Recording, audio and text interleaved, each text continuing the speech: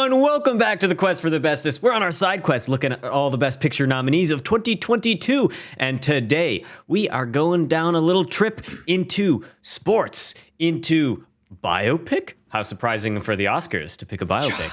And we are going to be talking about King Richard. That's right, starring Will Smith. It's about the Williams family of tennis super mega ultra stars. I want to hear what you guys think about it because, believe it or not, I've got some thoughts about this film. Wow. That I might or might not divulge. We'll see how the course of this whole review goes. Maybe I'll need to keep my cards close to my chest or not. I have no idea why I would need to do that, actually. Let's talk about what we did last week, and then we can talk about King Richard. Last week, if you caught the episode, last time, we were talking about Belfast, which ended up at our third spot on the list, in between The Power of the Dog and Nightmare Alley, at a score of 8.1. So all in all, I think we enjoyed the film quite a bit, and 3 of our scores reflect our very similar thinking on it. So if you want to check out our review, go do that. It's available. It's available. Okay, King Richard. Anyone want to start us off? What are your thoughts on the sports movie? Yeah, what's up, Tanner? Timo first. Do we do featured comments? Is that something we do on this show? I have one pulled up if we want to read it out. I think I guess we're going for it. Then. I think we can do a little featured comment. I didn't ever remember if we did it or not. But I picked this one because John Tour 11, famed commenter on Quest videos, had this to say about the film Coda. I picked this one because he's in agreement with me. This is the best feel-good movie I've seen in years. High School Musical is really not my thing, but here it works because all the other fantastic elements of the film. This was heartwarming, hilarious, and sad in a wonderful mix. I absolutely loved it. 9 out of 10. Can this be the underdog and beat the other more powerful dogs for Best Picture? I hope so. John Tour 11 with maybe a little a Power of the Dog reference there, with Coda being the underdog. And, the power of the dog. The powerful dog. The powerful dog. Having all the power of the dog. Yeah. Oh, yeah. Powerful. I've been saying this. Truly. Wise beyond his years words coming from John Tour. Yeah. Mm-hmm. All right. What did you guys think about this film? Abram, you got a little grin on your face, so I'm going to make you go first. What do you think? Okay. Yeah. So this is one of the Oscar movies that was actually on my radar when it released, because I am a big fan of tennis. I played all through it. I played all through at high school. My family plays, so I was looking forward to it. I didn't watch it, but finally seeing it now, I think this movie is really weird. I had a great time watching it, and the movie is 2.5 hours long, as we're going to discuss. Mm-hmm. But at about 90 minutes in, basically when we're leaving for Florida, I put a message in the backlot saying, I'm really liking this movie, but I have no effing idea how we're getting another 90 minutes of runtime into this fucking movie. Yeah. Yeah. They did it. I think that King Richard is consistently fun for its entire runtime. I think it could have about 30 minutes trimmed out somewhere. I think coming in about 2 hours, this movie's more manageable.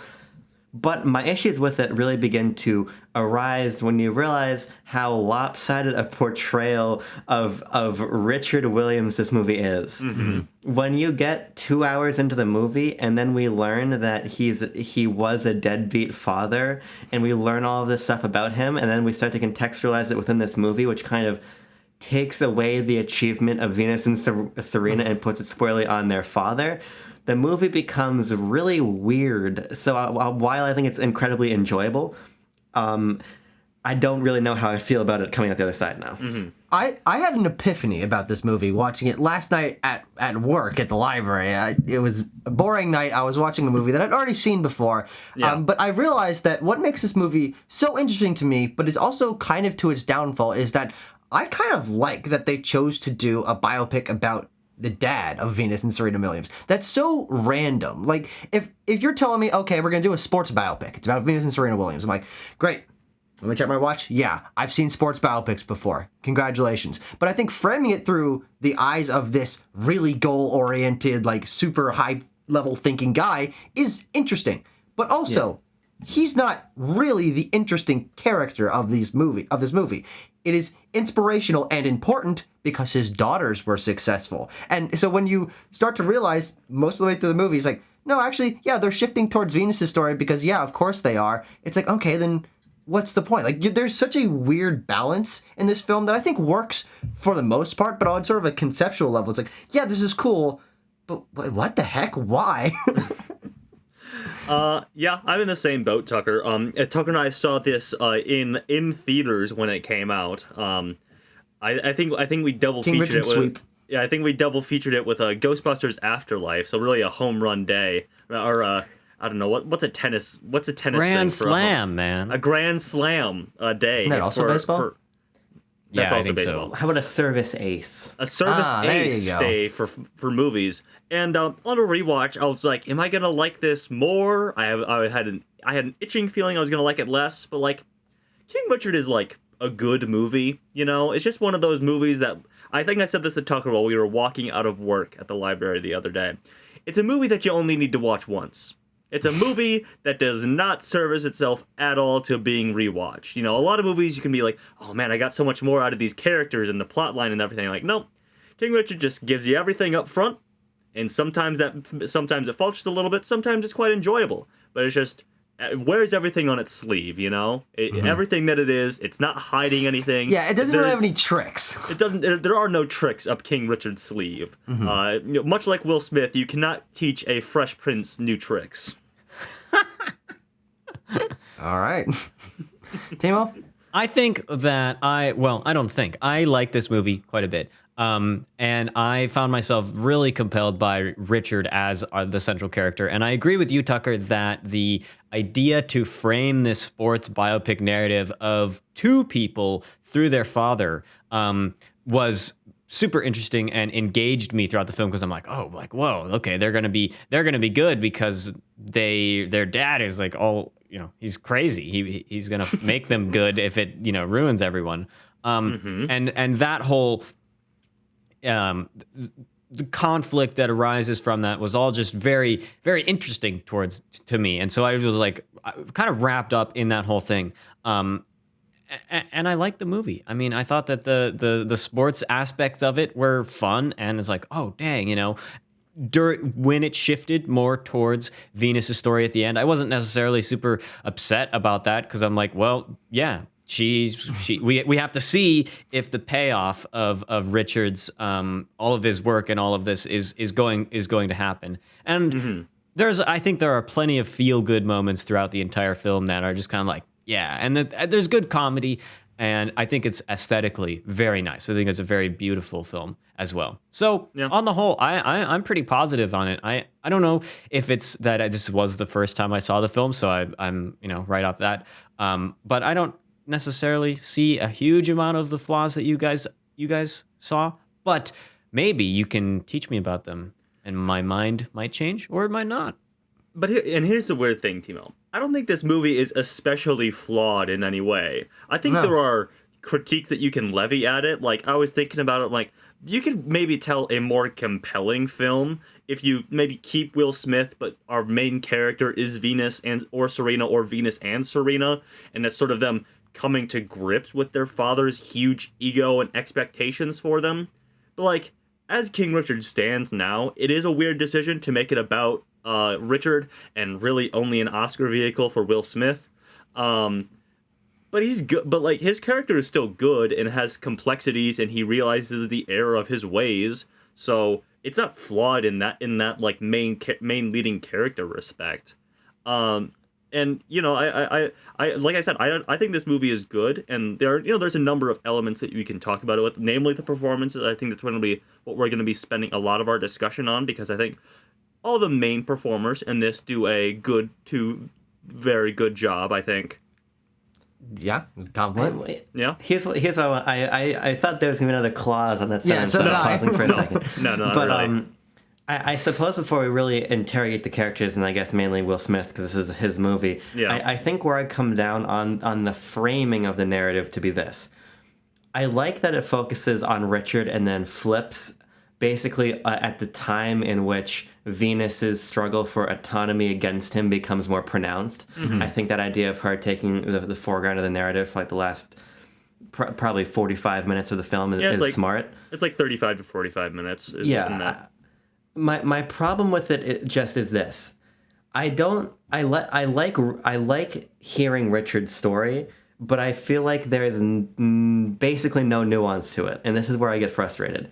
He is presented as the good guy front to back, which he was, but again, we learn more about his character that paints him in a light as a man who needs to be redeemed in some respects. Learning that his son came and then he just basically flat out rejected him. I feel like in that flip to Venus, the movie is like subtly pushing you to realize that he has been holding the girls down, even though it's also very explicitly told to you. But I don't feel like that last hour does really enough or anything to interrogate the fact that, yeah, Richard Williams is a fucking mastermind. But he was also maybe not as good of a man as he was presented to be by that first hour and a half. And I think if there had been a shade of gray somewhere in there, I think this would have been a more compelling way to frame the entire story. And the thing is, they approach on that shade of gray when he's literally about to murder that guy in the street, and then the guy gets shot down anyway. But he was planning on, I assume he was planning on murdering him. Maybe he was just going to go intimidate him, but I think he was going to kill him. Before he has that sort of change of heart that... No, he doesn't have a change of heart. He sees the guy get killed and he's like, well, I better get out of here. So I don't think I did it. Oh, boy. Well, yeah. There's no change of heart there. Boy, howdy, thank you, drive-by shooter. Yeah, exactly. You did my work for me. But I think the interesting of what Abram is saying, it kind of pervades a lot of this movie, is there isn't anything wrong with telling a heartfelt biopic story, uplifting, inspirational, tells the story of very important, inspirational people, and framing it through the eyes of Richard Williams is very interesting. However, what Abram's talking about, the fact that he's, for 95% of the runtime, presented as a good guy who has all these plans that are going to work pretty much categorically, which historically, maybe that's true, but there's got to be some other layer behind it, is that it essentially means there's basically no conflict. We know Venus and Serena are going to be great at tennis. We know they are going to be successful and inspirational. But as they get there, they're just listening to their dad, and for 90% of it, just enjoying it, listening to him, like following his steps one by one. Like there's no conflict between them versus their dad. He is just telling the coaches, no, this is exactly how my plan is going, and it always goes his way. Like it seems to just sand over bumps where a conflict could appear that would create tension between characters, but everything always comes up Richard Williams, and then shucks, it's over. And I think that to me means that it's kind of a toothless film. It's a heartfelt film. It's a very well made film. I don't think it's particularly flawed in any large sense, but it does mean it's there's not really a lot of things to grip me, especially as someone who is not invested in tennis, is not invested in sports stories or biopics, especially.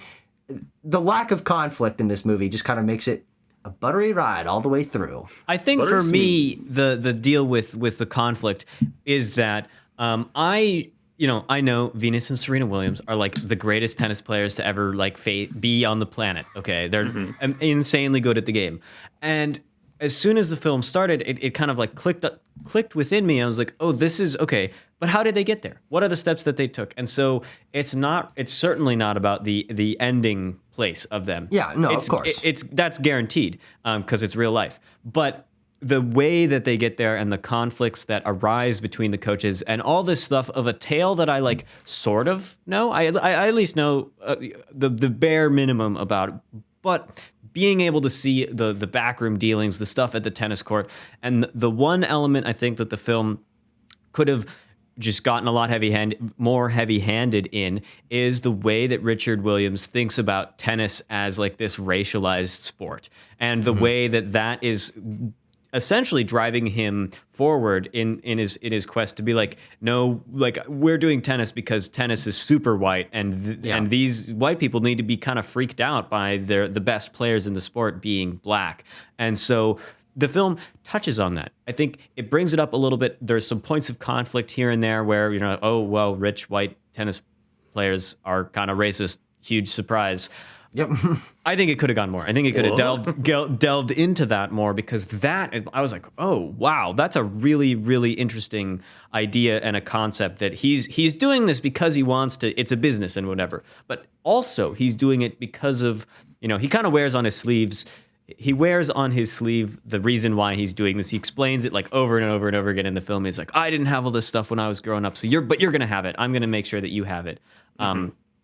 I think the racial element of that argument, of that reasoning for Richard doing what he does, was super interesting. And even though I think it wasn't there enough, compelling enough that it was bringing me forward, pulling me forward throughout the film. Yeah. I think it's interesting, and there's even the darker flip side to that, which is, Richard Williams' character flaw in that, he says that the world never had any respect for Richard Williams, but they're going to have respect for you. And that is the driving, it's really his, ego, and, he's projecting onto the success, the perceived success of Venus and Serena. And that's why I don't think it was perceived. I think they actually did. Well, yeah, become quite successful. His perceived success of them, in that he is predicting they will become successful. Oh, sure, yeah, his future projections. His future projection that they will become successful. His premonition. He is putting his failures onto them and being like, I will make sure that these two girls are successful, and that will prove that I am successful. And in that same turn, though, that's why he's still maybe a little afraid to let them get into juniors and, fall into some of the traps that come with being a teenage sports celebrity. Like we see that one girl gets arrested. And so he is afraid of failure himself because he's failed a lot in his life. We literally, the thing is about a lot of this stuff, it just gets spelled out to us in big Oscar momenty scenes. Between him and Ingenue Ellis in the kitchen, which is a great scene, but they just say these things that no, Richard, you're afraid of failure, and that's why you don't want them to go into the junior tournaments and stuff like that. Yeah, I just think that those scenes are so good that we could have projected more of that into it. I think that exactly, yeah. You tell this story of incredible success, both on the girl's behalf and his behalf. But if you tell that through a more interpersonally antagonistic lens, I think it brings out all these tensions a lot stronger. The tensions between the parents, the tensions between the Williams family and the sort of racist institutions that they're battling against.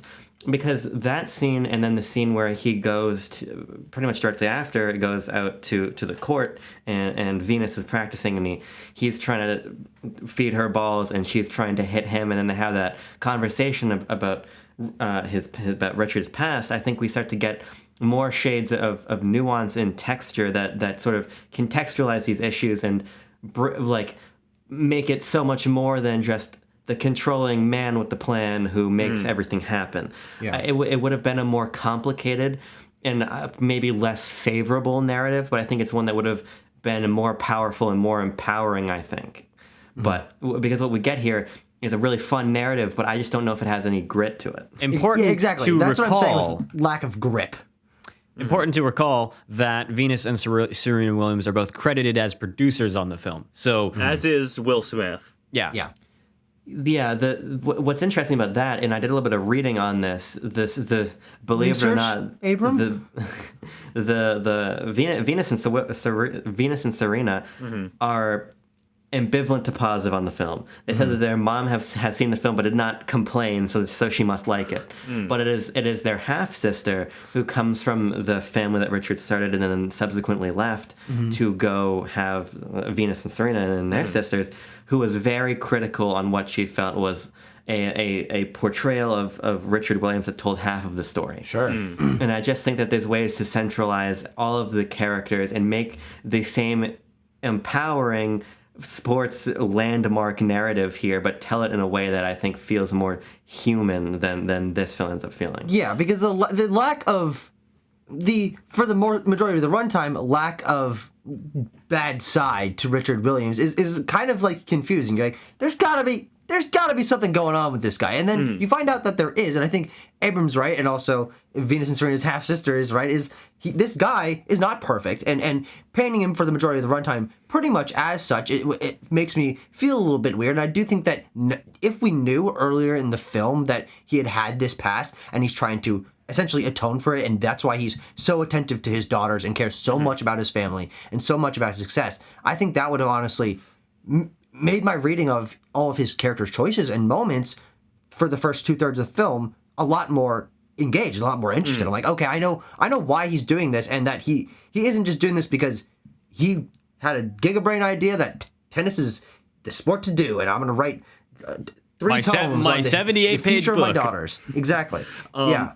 What I was going to say was, I don't know if I would use the word perfect for Richard. I think what I would say is that he's just like a very safe character for Will Smith to play. As in, Sure. They don't present him with a lot of like moral failings. They present him with character flaws that you can sympathize with. I'm like, oh yeah, this guy, you know, from everything we know about him growing up in, like Mississippi or Alabama or whatever, like one of the first lines that he says is that I grew up running away from the KKK and the cops and white racists and stuff like that. And you're like, okay, I can sympathize that life dealt him a bad hand as in his childhood.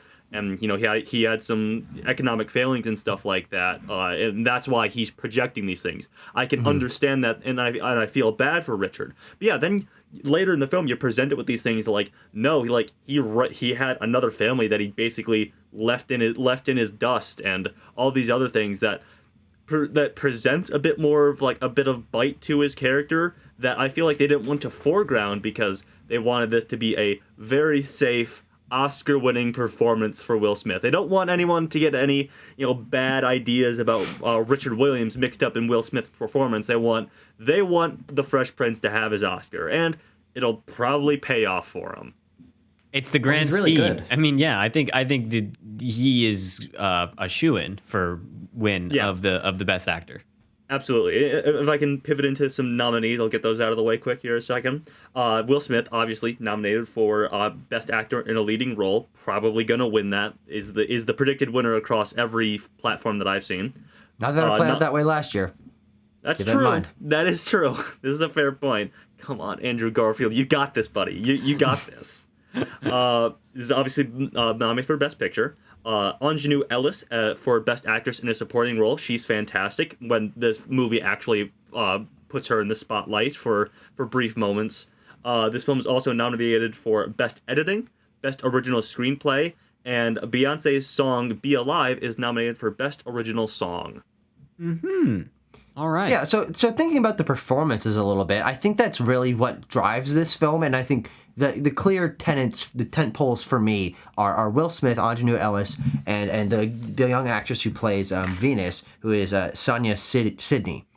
Because personally, I think Will Smith is very good in this movie. It's one of the roles where he's not doing a ton of comedy like you're used to seeing Will Smith either doing action or comedy. He's sort of stepped away from those, and he feels very human and realized, and he's got this speech pattern that makes him sort of an interesting texture individual. But frankly, I think that Sonia Sidney is the star of the show here. I think that she's my favorite performance in this, and frankly, I think she's the best performance because watching essentially her story through the eyes of her father, but her story of winning all these tournaments and coming to grips with the fact that she's going to be an inspiration to all the black girls in America, and she's going to be put up against the best tennis player on the face of the planet. And watching her facial expressions and her emotions go through this, I think that is, for me, what gave this movie the most heart and made me care the most about it, which is why I enjoy that last bit so much when it does lean more heavily into her story. But then also, you know, I wish that maybe it had been a more balance between her and Richard. I think that they're both excellent. Especially that scene, as I was mentioning before, when they're on the tennis court at night before they decide to play juniors. I think they both bounce off of each other incredibly well.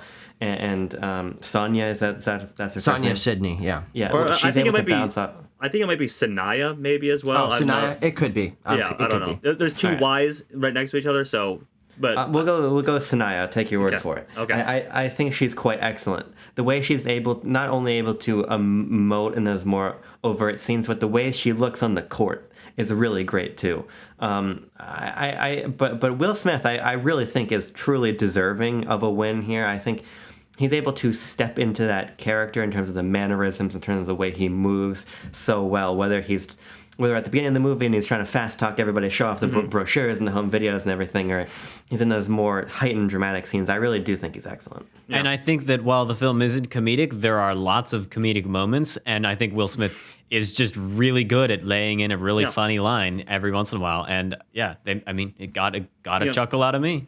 yeah, I mean, Will Smith is one of the actors of all time. Like when you think of actors, especially modern working actors, he comes to mind. And, you know, he is obviously extremely charismatic. He's a very good actor. He's been great in other things that he probably should have won an Oscar for that weren't King Richard. But I think he is. I think he is very good in this, and I won't be heartbroken if he takes away that Best Actor award. I think it is a career award for Will Smith in a lot of ways, and I think you're right. I mean, he has a lot of very good Oscar moment scenes in this, like when the cops come over and he's yelling at them. He's really venting all these things about. That leads me into a question I have, but I'll finish this thought in a second. He's venting about all these things of like you should be arresting these parents who are hard on their children in negative to them, because that's really the line that Richard draws between him and other tennis parents, is that he's hard on his kids and he expects a lot from them, but he always errs on the side of positivity. And that, we juxtapose that with the other parents at the tennis tournaments who are like, do you even want to be here right now? I can't believe you just lost that match or whatever. They're erring on the side of negativity. But the question I had was, and this is a minor thing, what's the deal with the neighbor? Why does she hate the Williamses? She does. Sometimes your neighbors aren't so friendly. I think what that was setting up, which we never really followed through on, is that he is too hard on them. I think one of the ideas the film establishes there then drops is that he's having them practice in the rain. Yeah. When I was playing tennis and it rained, you get the day off, but not for the Williams. I guess that's why I was never playing at Wimbledon. Yeah, that's why you haven't won 23 Wimbledons or whatever. That's the only reason. Yeah, exactly. But I think that neighbor plotline was being set up to pay off as something bigger that maybe comes down the line whether it blows up that you've been pushing us too hard or something, but it doesn't.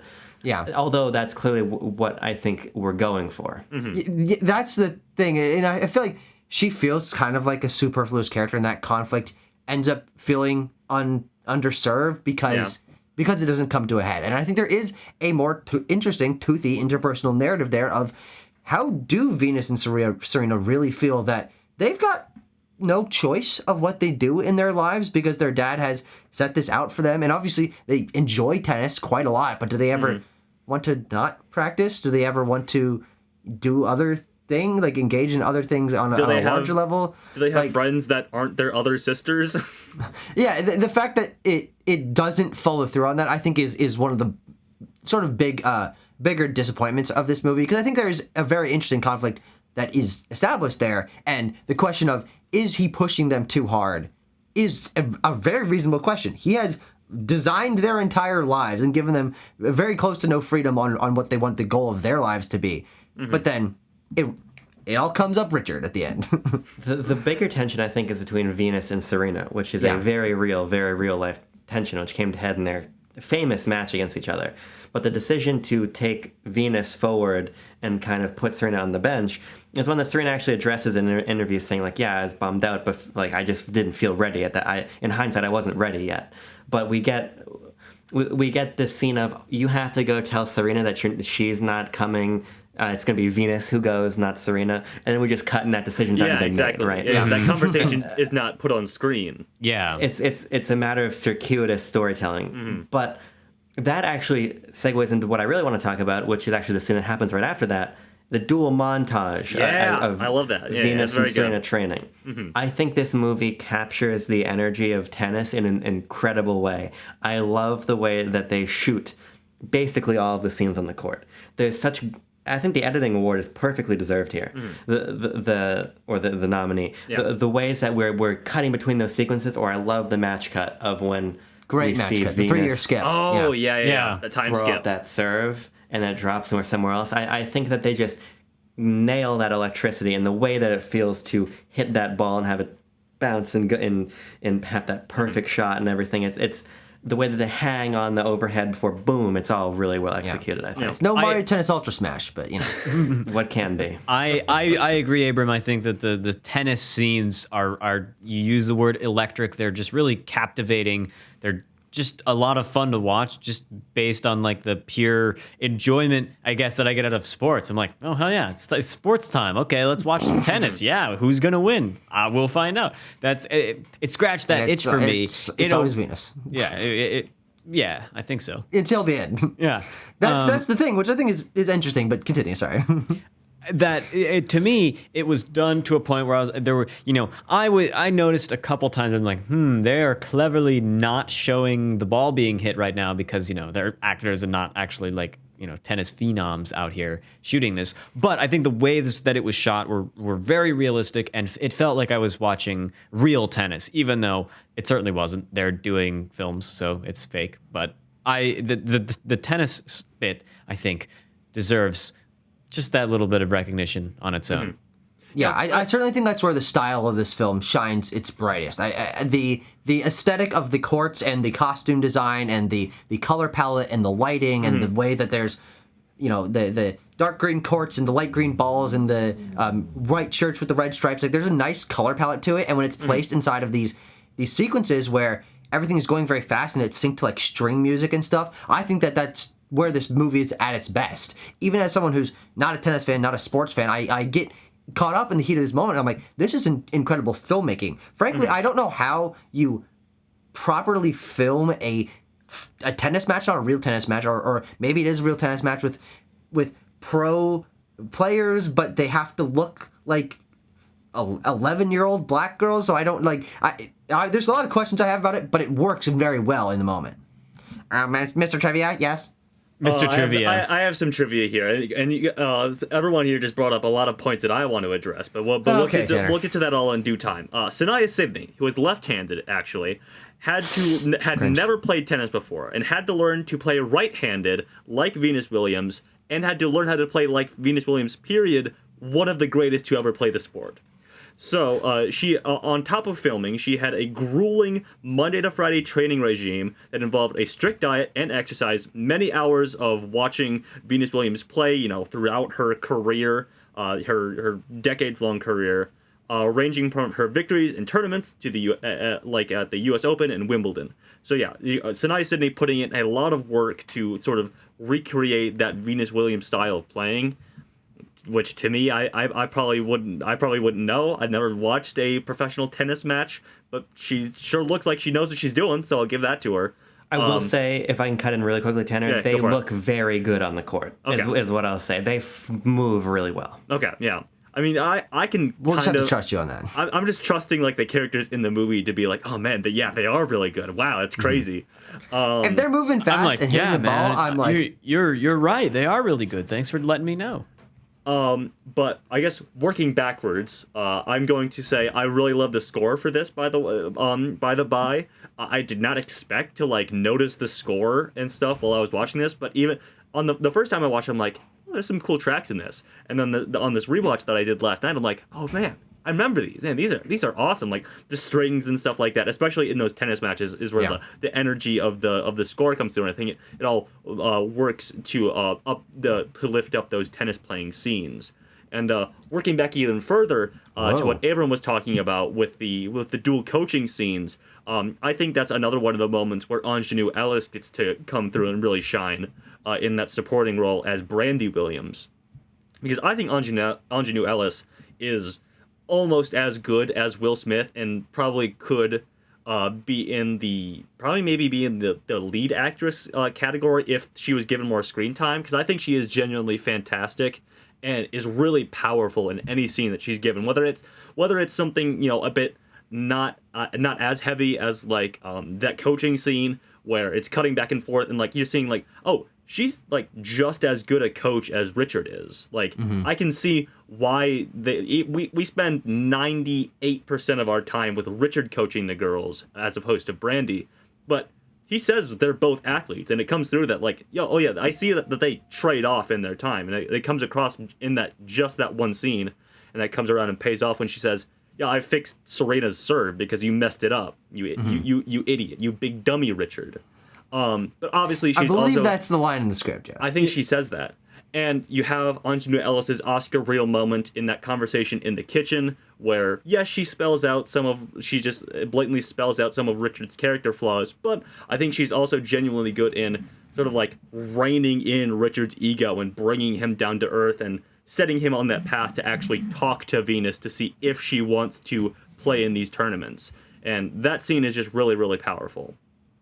There is one other moment, or one other facet of these tennis moments I want to talk about, which is the sound design. Now, Timo, you're usually sound man. I am, but today I'm not sound man. I'm gonna be cameraman today. You just wait and see.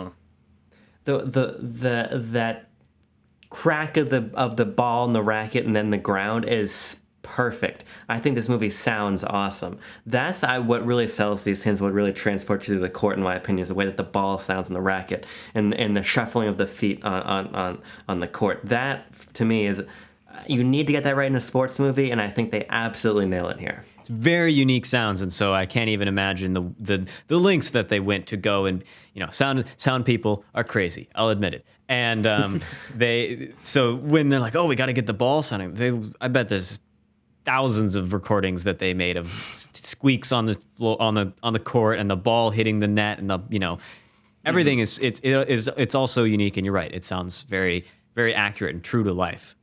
What I was going to talk about, I mentioned it at the top of the review, is the aesthetics of the film. I really think you briefly touched on it, Tucker, but I think that the color, do you know if this film was shot on film? It kind of feels like it does. The way that stuff plays off each other, the production design. I think that the visual unit of the film is super cohesive. Richard as a character always stands out. He's just, you always know which one he is because he's got the short shorts and the bright clothes, the tennis attire. those Will Smith booty shorts. The Will Smith booty shorts. I think that the clothing matches really well with the general color palette of this California and Florida setting. It's kind of tropical, and the way that it's these soft, warm colors coming through, and they all, the brighter bits of the frame all have that nice glow, and I think it's just kind of like it's a delicious soup just to drink in as you watch. I have me drinking soup with my eyes. King Richard is really a soupy film. It's a soup of a movie. Mm-hmm. Did the beyond what I said, did any of those moments of cinematography and all those aesthetic departments stand out to you guys? I think it looks pretty. I mean, I'm sure there are some camera movement things that you said you like to get into, Timo. But honestly, I didn't notice those, and maybe I will in retrospect think about them when you talk about it a little bit. But I think this is. What about when you see King Richard for the third time, Tanner? When I rewatch King Richard at work tonight, of course. But yeah, I think it's a pretty looking movie. I do really like the costuming and stuff like that. I love those. I love like the '90s throwback tennis gear, just because like those fits go crazy hard, my guy. Hello, fellow kids. Richard Williams in his little short shorts. Yeah, I mean, you could pull up today and you'd be looking mighty fly in a Richard Williams outfit. I didn't really have any like specific moments. I think just like the vibe and the tone that the film sets is just. It brings me in. I like it. I like it a lot. What can I say? I like this movie. I think part of the reason why this movie is so likable is just because of the narrative. The way we move from playing on what do they what does he call tennis courts? No, the ones in Compton. In his neighborhood. Yeah, what does he call it? Oh, he calls it like the Compton Country Club. Yeah, the Compton Country Club. Oh, we haven't talked about John Bernthal at all, but I love that scene where he's like, "Oh, don't worry, Paul. Oh, or don't worry, Rick. I'll make sure you don't get shot." Well, that's actually where I wanted to go, Tanner. The way we progress from there to the clubs, down to Florida, out onto the courts for the juniors tournament and everything is so much fun to watch. And I think part of it is the side characters, the coaches, especially John Bernthal. I put in the backlot today that every movie is made better by John Bernthal, and I think this is another critical example of it. Mm-hmm. I think that he is just so fun with his awful mustache. Awful? Hang on a second. He's got Tanner's mustache. I will say, if you stick around and you watch the real footage at the end of the movie, they do Rick Macy a lot of favors casting John Bernthal, because that guy is just some schmucky guy, white guy from Ohio with '90s mustache and like a bowl cut mullet thing. Oh going yeah, on. I saw his hair. Like, Oh man, what is going on? He's got a big Oliver Tree energy, and they he really does. Makeup and hairstyling deserves to go to this movie just on the fact that they improved John Macy's look so much. Well, what really works is the fact that John Bernthal is in a really good shape. Yeah. He's still in Punisher mode. Yeah. Yes, he adds a lot of humor. I love it. We're gonna fist bump. We're gonna go pop the popcorn on the court, and even at the end as we see him, I think he actually does he's got a real subdued but great performance when he's on the sidelines chewing on the toothpick, and we see Venus go for an overhead, and he's like, we're gonna pop the popcorn, and then she slams it down on the line. Like he adds a great dimension to that, and I think that it's these side characters that would kind of roll into this big King Richard snowball as we reach the conclusion to make the movie so enjoyable, even if it is probably a little bit too long. It's really fun for that runtime. Yeah.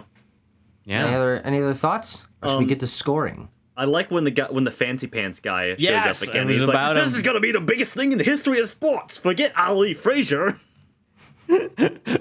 Yeah, and it kind of sets up that last scene. You're like, oh my God, is she gonna do it? Quick thing about Vicario, by the way.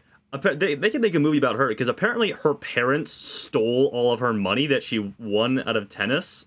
That's just a little interesting thing that I came across in the trivia. Speaking of more trivia, by the way, I do have one more thing. All right, while Tanner gives us this trivia, let's have our score ready to go. This is just a bit of a good guy Will Smith moment. As a thank you to the cast, Will Smith divided his $40 million earnings from this film amongst the other actors as bonuses for them. Good. Wait, so he didn't get paid on it? I think he just divided. I think he just divided an amount of it. An amount of it. I think he gave himself a portion and then divided. He got himself a nice steak and shake, and then he divided everything else. Will Smith doesn't need that money, but I'm sure he probably took some of it anyway. But maybe he didn't. Will Smith, don't sue me for libel or whatever. Sorry, I love you. It's not libel if it's the truth, Tanner. That's a fair point. I guess that's true. Yeah. All right, let's give this honker a score. Okay, Alrighty. I've got my number. I'm gonna punch it in 3, 2, 1. Yeah, look at this. Okay, there we go. Well, the average score is 7.8, so it's going to just eke out Nightmare Alley by 0.2 points, going at the new number 3. The new number 3 spot, correct? Mm-hmm. And the point breakdown is going to be it's a bit divided. 2 camps. There's 2 sides of the court. We're playing doubles here. Me and Abram on one side with 8.7 and 8.1 respectively, and then Tucker and Tanner with a 7.4 and 7.0 on their end. So we're close. We're close. It's a very nice spread. It's actually almost an entirely equal spread. Sorry, Timo. I'd like to just applaud you on your doubles joke there. That flew by. It was very good. Very good. Thank you. I'm not sitting in this chair for no reason. Uh-huh. Well, okay. Actually, I think it actually goes at 4th. That was my mistake. Our list is not out of sorts. It's a bit out of sorts. It's a bit out of sorts, but at 4th place. We were trying to call a ball that was in out here, but we gotta set the record straight on the court here. But no, I think this movie is quite excellent. Actually, that's not true. I think the movie is great. I think the movie could have been excellent with a more nuanced framing of Richard, but I just think that it is a fun, empowering, really well-made film. And so it's probably, out of the movies we've seen right now, easily my second favorite. Yeah, I think the film, you guys said it, it's a safe movie, even though it doesn't necessarily seem like it is at the outset. But that totally doesn't mean it isn't enjoyable and fun to watch. And like you said at the beginning, I didn't feel the runtime. It's 2.5 hours long. I looked at it, I'm like, it's a 2.5 hour long movie. I guess I got to watch it. And then I did, and it was done. And I was like, oh, okay. Not a problem. Was not an issue. Sometimes you get to that hour and 30 mark and you're like, oh my God, when will this film had no issues wrapping up nicely. Yes. Is it time to move on further down our side quest as we near the end of it? By the way, we're rolling into our 7th film. Yeah, the 7th film. I think, Tanner, you're exactly right. Let's go find out what the next mission is. The next quest marker maybe on our side quest. next quest marker is we'll be sprinting out of the tennis court and drifting into Drive My Car. No racing in this movie, I want to clarify. No racing in the movie. It is not a racing movie. It's quite subdued, in fact. If you had any runtime concerns, this one is coming in at a cool 3 hours. Oh, the lovely Best Picture winners be like. Yeah. The international addition into the Best Picture category this year, much deserved. Tucker and I have seen it already, as has Timo. We've talked about it on Backlot Banter, our new monthly show, where we talk about what we've been watching this month, and also do a little topic. Episode 2 of that just went up, by the way. Major plug right from Tanner right there. Yes, we did talk about Drive My Car on the January episode. So if you want a little sneak peek, a little preview of what we might say, what we might talk about, go check it out. But I'm going to give it another watch. I'm going to rewatch it before we review it. And so this one things might change. For our audience, this is hitting HBO Max on March 2nd. Yes. So if you have that, you can watch it along with us. And if you don't, figure out how to watch it along with us. Because let me just say, we're not going to hold your hand. We're Richard Williams over here. We're not going to hold your hand. We're going to hold you to it. You, dear Quest viewer, are destined for greatness. And and the only way that you can do that is through unlocking yourself and your power to watch Drive My Car for next time on the Quest for the Bestest. Any final thoughts before we wrap this boy out? No. Not really. Tennis. And with that, I will bid you farewell. Peace. Oh, did I? You kick him from the server? Did I kick him from the server? What the fuck is wrong with you? What the fuck is wrong with you? Hey, what the fuck is wrong with you? Okay, let's do this review. Okay, podcast mode. All right, here we are. Let's do it. Timo. Dude, Miss Miniver, bro. When that shouty Miss Miniver coming up? When that shouty Miss Miniver coming up?